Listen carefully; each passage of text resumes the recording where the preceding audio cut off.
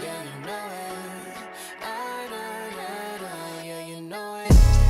I don't got it all planned out, but you know, I just watch it.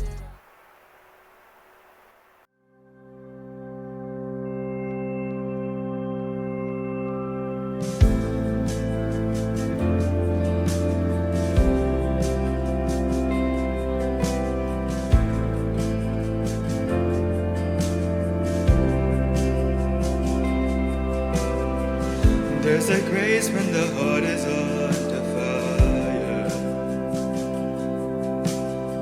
Another way when the walls are closing in. And when I look at the space between where I used to be and this reckoning, I know I will never be alone. There was another in the fire standing next to me. There is another in the waters holding back the seas. And should I ever need reminding of how I've been set free, there is a cross that bears the burdens where another died for me. There is another in the fire.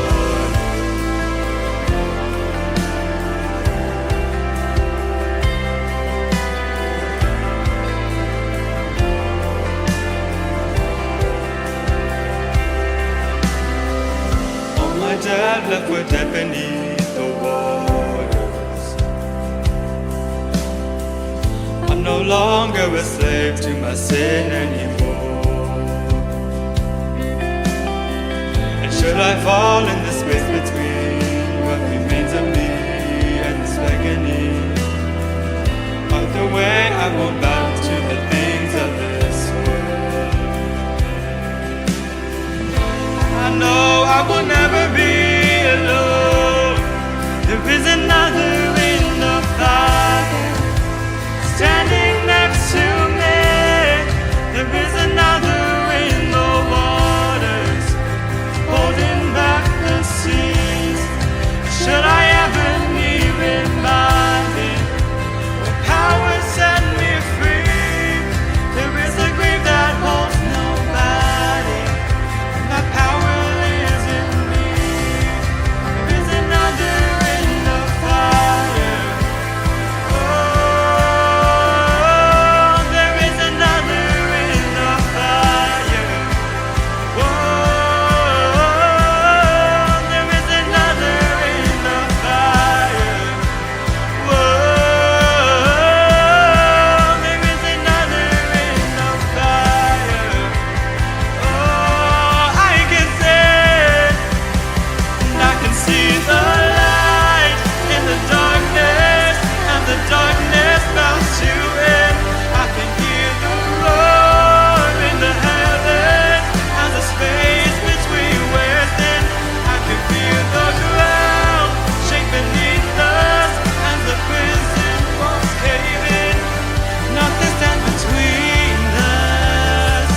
Nothing stands between us.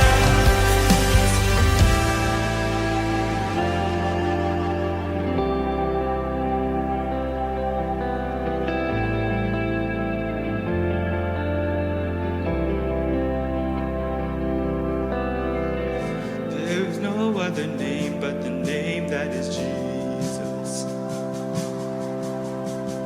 He who was and still is and will be through it all. So come what may in the space between all the things unseen and its reckoning, I know I will never be alone. I know I will never be alone. There'll be another in the fire standing next to me. There'll be another in the waters holding back the sea.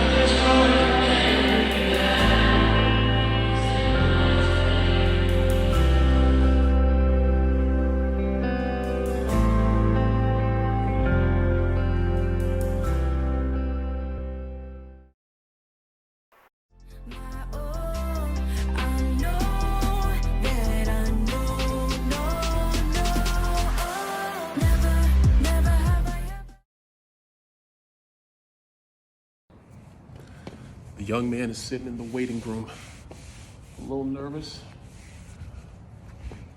but waiting anxiously. About 15 minutes into his wait, a pretty young lady comes out and says, "All right, the boss will see you now." David gets up, straightens his coat, goes and sits down. The big wooden door closes behind him. He sits down and he sees a big leather chair turn around, and there he is, Mr. Sewell, the CEO of Israel Co. He reaches his hand out. "Hello, Mr. Sewell, my name is David." I said, "Hello, David. Thank you for coming. What can I do for you?" David straightens up himself. He says, "Sir, I wanted to apply for the Goliath project." I said, "Excuse me?" "Yeah, I wanted to apply for the Goliath project. I know Philistine Co. is moving in on our territory. They're being very aggressive with their tactics, and I know that there is a proposal on ground called the Goliath project, and I just wanted to put my bid in to take on that project, sir." Mr. Sewell looks at this young boy up and down. Said, "David, how old are you?" He said, I'm 17, sir." "Are you even working in this company?" He's like, "Yes, sir, I'm an intern, sir." "Do you know that there are so many other qualified candidates in this organization? Why should I pick you, a 17-year-old intern?" David nervously looks around at the empty waiting room outside. He said, "Sir, no disrespect, but I haven't seen a lot of other applicants. I know this is a big deal." He said, "Don't tell me what I already know. Your brothers, don't you have brothers that work in this company? They've been here for far longer. What experience do you have that they don't have?" He said, "Sir, well, I've had similar experience when I remember a few years ago, I had a very small team, and we had to attack a project.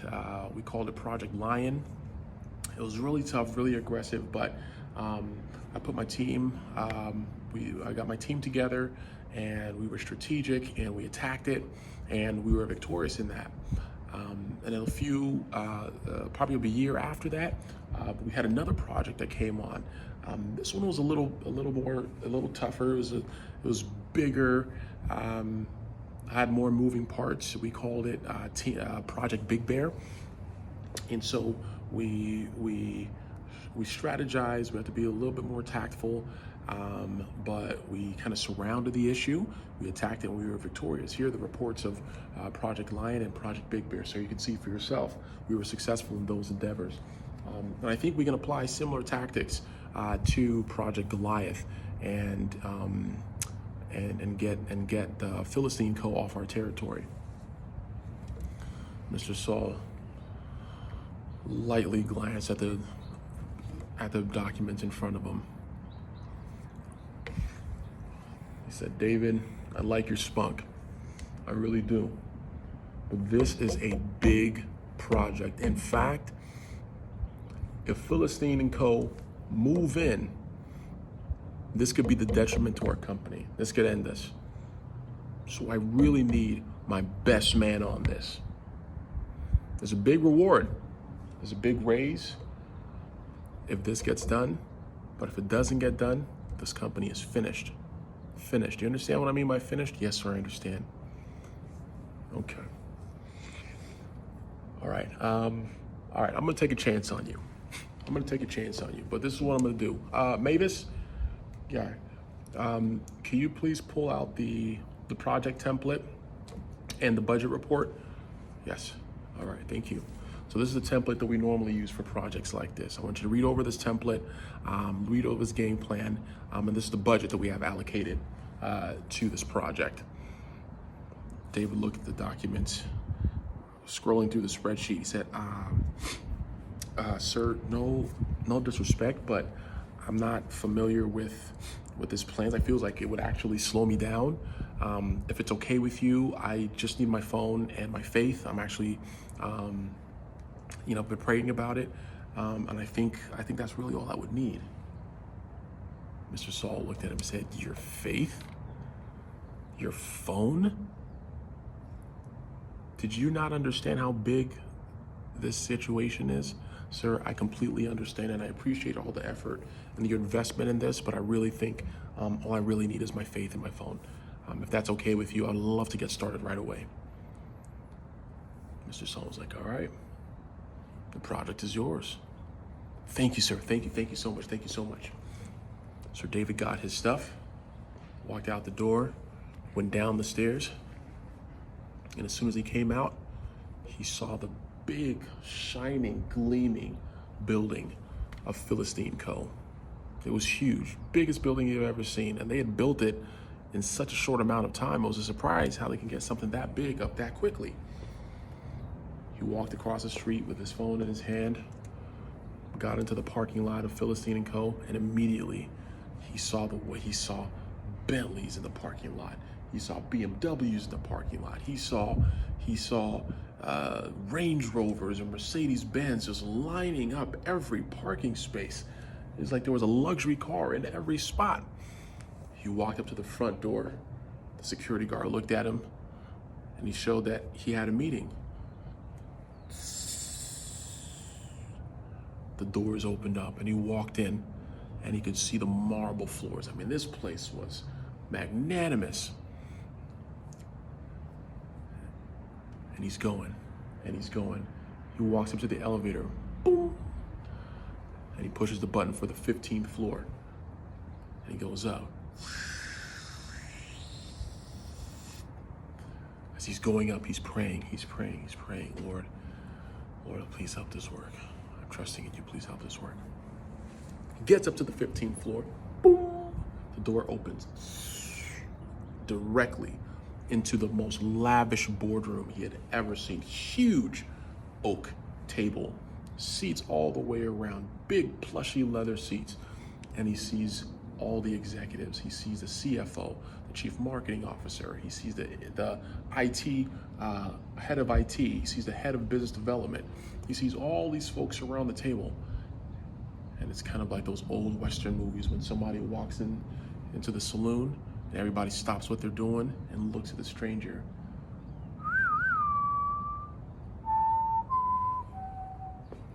And he walks in, Nobody says a word. And as he's standing there looking for which seat he should sit at, he hears some heavy breathing behind him. He slowly turns around, and there standing, looming over him, is Mr. Gath, the CEO of Philistine Corp, the biggest, burliest man he's ever seen. Mr. Gath pushes by him and goes and takes his seat at the center of the board table. Mr. Gath sits down. He looks to the left, he looks to the right, and all at once, all the executives start laughing. "Oh, Bill, you see this kid? Oh my goodness, Saul is really, really losing. Look at him, he sends this guy. How old are you, kid?" "I'm 17, sir." 17? 17? He sends an intern to come and talk to us? Hey, how did we even get this meeting? Are you serious right now? I have so many other things I could be doing right now. We need to move forward with this takeover. And David, politely raising his hand, he says, "Excuse me, I just wanted to make a very simple statement. The reason I called this meeting was to let you know that we need Philistine Co. to get out of our territory." All the laughs turned to scowls. "We are not getting out. What makes you think that we would get out? What makes you think that you have anything on us that will make us get out? We can finish you in a snap. In fact, that's what we're gonna do. You know what? Let's go ahead and call those partners in and lock this thing down." And David said, You might have all the money in the world. You might have all the lawyers in the world. You might have all these different things. But I have my faith. and confidence. I've seen situations like this before. This is not going to end well for you. Mr. Gath got up to loom over the table, and David said, on my way up here, I snapped pictures of 75 building code violations, 58 health code violations. And the friends that I've been talking to over the last few weeks that work here, there are hundreds of employee violations. I've already sent those to the health department, to the county office, and to the employee board. They're on the way right now. And they're gonna shut you down. And the whole group started, oh, what do you mean? How did you let this happen? How did you let this happen? No, burn all the papers, burn all of this thing. David got up, turned around, and left. And that is how Philistine Co. got brought down to its knees. So what's the moral of the story? You have everything that you need to be successful. In your experiences, you have everything that you need. You need to couple that with faith and confidence, and you'll be able to attack any giant, any intimidator, any obstacle in your way, just like David and Goliath.